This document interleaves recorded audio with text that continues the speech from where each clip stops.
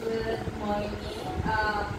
We are from USTP, Manufacturing Engineering Technology ang atong program na nito. So, kani siya na interview mo is some subject niya sa mga business utility matters.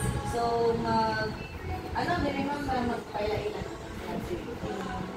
Ako si Miss Mena Sumaylo na hindi ko sa junior salon bilang sa junior ako siya glota yes niya ako bilang na-assign sa hair sa pagkakaroon na-ay time nga mingaw pwede rin sa talang nga split na mingaw labang lang kita kay mostly ka murag crisis gid siya mostly sa kaayo more sa hair man ko Nalapay makita na question sa iyo. Okay. Sa business background na, what type of business do you own and how long at this industry?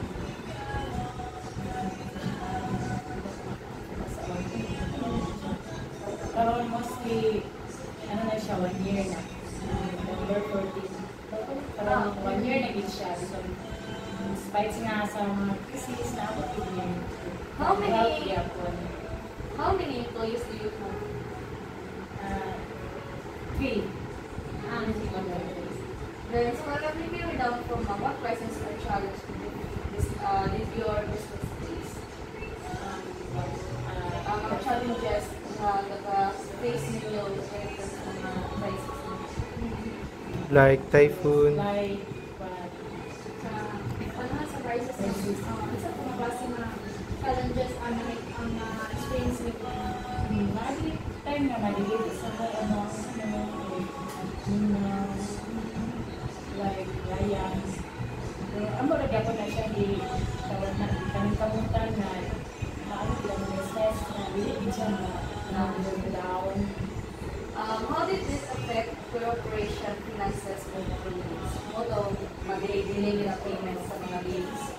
Then, what was your first response when it happened?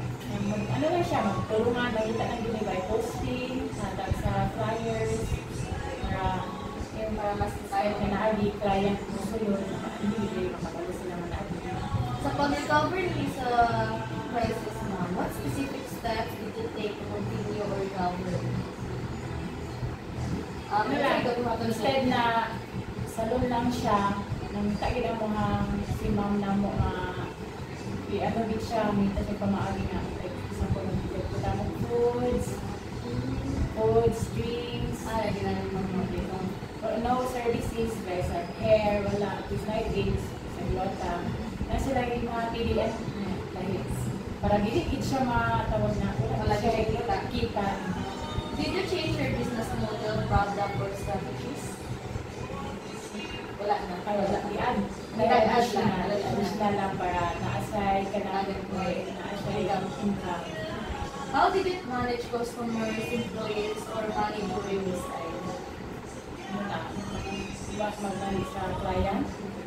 If there's a client, amo na siya nga na masatisfied din sila, hindi sila nga magawas na para at least magpalit-balit sila, satisfied sila.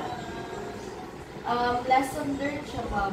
What lessons did you gain from this experience?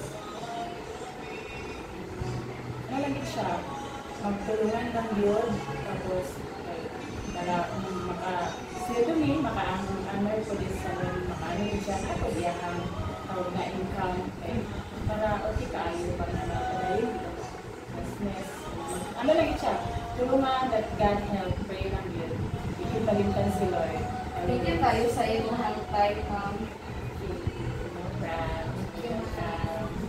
Pwede na tayo picture, ma'am. Saya ako kayo